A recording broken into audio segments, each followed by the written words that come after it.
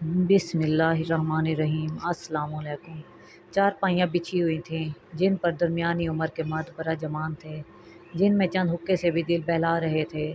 تپتی دوپہر میں بھی میدان میں بڑی چہل پہل تھی۔ مہمانوں کو بڑے بڑے تھالوں میں نمکین چاول سرو کیے جا رہے تھے، ساتھ میں گہرے زرد رنگ کے میٹھے چاول بھی تھے۔ گہرے رنگ کے کرتے شلوار میں ملبوس فیصل اور عمر دونوں بھائیوں کی آج رسم ولیمہ تھی۔ دونوں کے گہرے سانولے رنگ خوشی سے دمک رہے تھے۔ دونوں کی عمروں کا فرق سال بھر کا تھا۔ گھر کے اندر صحن میں تقریباً اسی قسم کا منظر تھا۔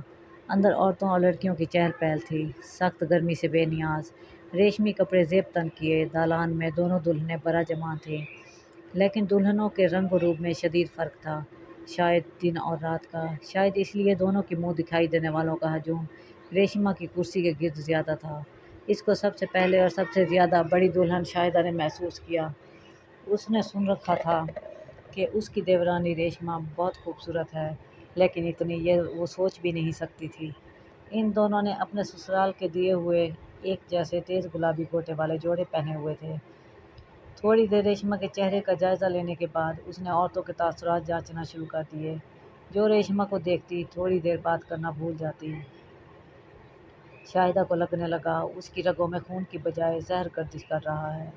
وہ اپنے شوہر کی سگی چچا زاد بہن تھی۔ اس کی بچپن میں منگنی ہوئی تھی، جبکہ ریشمہ غیروں میں سے تھی، اس لیے شاہدہ نے ریشمہ کو پہلی بار دیکھا تھا۔ اس کی ساس ریشمہ کو کسی اور گاؤں سے بیاہ کر لائی تھی۔ ریشمہ کی شدید حسن کے آگ میں شاہدہ اس طرح جلنے لگی کہ اس کی شادی کی خوشی بھی جل کر خاک ہو گئی۔ گاؤں کے رسم و رواج کے مطابق چند دنوں بعد دونوں نے گھر کے کام کاج میں حصہ لینا شروع کر دیا۔ شاید یہ ظلم اس قدر شدید نہ ہوتی کہ اگر شاہدہ پر حسن کے دیوتا نے ذرا بھی مہربانی کی ہوتی۔ وہ رات تھی تو ریشمہ دن، شومیئی قسمت کہ ان کی بری کے جوڑے بھی دونوں نندوں نے انتہائی لاڈ سے ایک جیسے بنائے تھے، اور ساس کا اصرار تھا کہ روزانہ ایک جیسا تیار ہوا جائے۔ شاہدہ غریب اپنی طرف سے ایڑی چوٹی کا زور لگا لیتی، لیکن جب ریشمہ اس جیسا جوڑا پہنے مسکراتی کمرے سے برآمد ہوتی تو شاہدہ کا بس نہیں چلتا کہ وہ اس کا چاند جیسا چہرہ جلا دیتی۔ حالانکہ فیصل کو اس رنگ و روپ سے کوئی اختلاف نہیں تھا۔ وہ تو پہلے دن سے ہی شاہدہ سے اسی طرح محبت کرتا تھا جس طرح عمر ریشمہ سے۔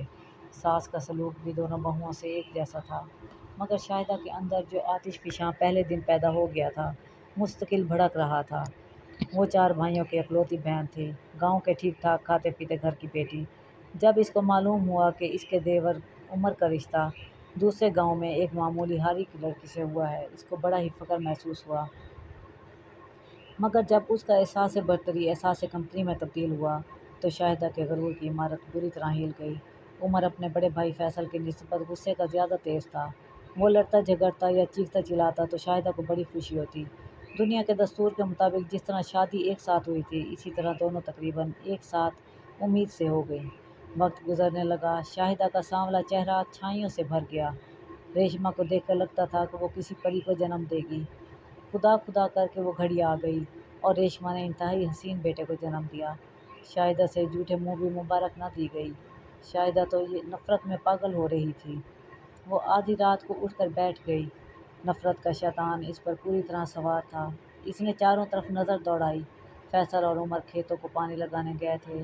گرمی کی وجہ سے ساس چھت پر چارپائی ڈالے سو رہی تھی۔ اس نے ریشمہ کے کمرے میں نظر ڈالی، ریشمہ بے خبر سو رہی تھی۔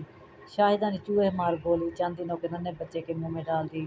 ریشمہ کو پتہ بھی نہ چلا، شاہدہ جا کر سو گئی۔ صبح گھر والوں کے شور سے اس کی آنکھ کھلی۔ نیلے پڑے ہوئے مردہ بچے کی موت کو سانپ کے کاٹنے کا فتویٰ دے دیا گیا۔ شاہدہ اپنے دروازے پر کھڑی یہ دل افروز منظر دیکھ رہی تھی اور خوش ہو رہی تھی۔ شاہدہ کی کمر میں درد کی شدید لہر اٹھی۔ شاہدہ نے تھوڑی دیر بعد ایک بچے کو جنم دے دیا۔ اس کا بیٹا حسب توقع گہرا سانولا اور انتہائی بدصورت تھا۔ فیصل بھتیجے کا غم بھول کر خوشی سے نہال ہو رہا تھا۔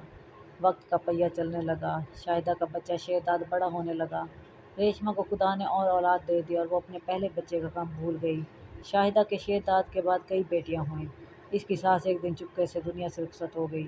دونوں بھائیوں نے اپنے گھر اور زمین الگ کر لی۔ ریشمہ اپنے گھر میں زندگی میں مگن ہو گئی، لیکن شاہدہ کے چاہتے ہوئے بھی اس کی زندگی پرسکون نہ ہو سکی۔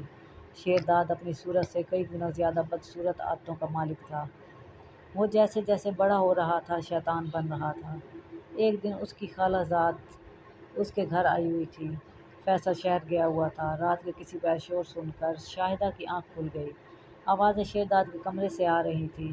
شاہدہ کمرے میں داخل ہوئی تو اس کی بھانجی یاسمین روتی ہوئی اس کے پیچھے آ کر چھپ گئی۔ ذلیل، بے غیرت! کئی سالوں بعد شاہدہ نے شیر کے منہ پر تھپڑ مارا۔ شیرو کے منہ سے جھاگ نکلنے لگا۔ اس نے ایک ہاتھ سے شاہدہ کا ہاتھ پکڑا اور دوسرے ہاتھ سے گردن۔ شاہدہ کی آنکھیں حیرت سے پھیل گئیں۔ شاہدہ نے شیرو کے چہرے پر نظر ڈالی مگر یہ شیرو تو نہیں۔ کالا سیاہ سرخ آنکھوں والے شیرو کی جگہ یہ گورا چٹا چہرہ جو ریشمہ سے مشابہ ہو گیا۔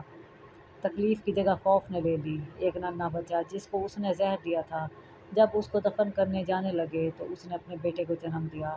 تو کیا شیرو میں ریشمہ کے بیٹے کی روح ہے؟ شاہدہ کی حیرت سے پھٹی آنکھوں سے زندگی رخصت ہو گئی، اس کے سارے سوالوں کا جواب دے کر۔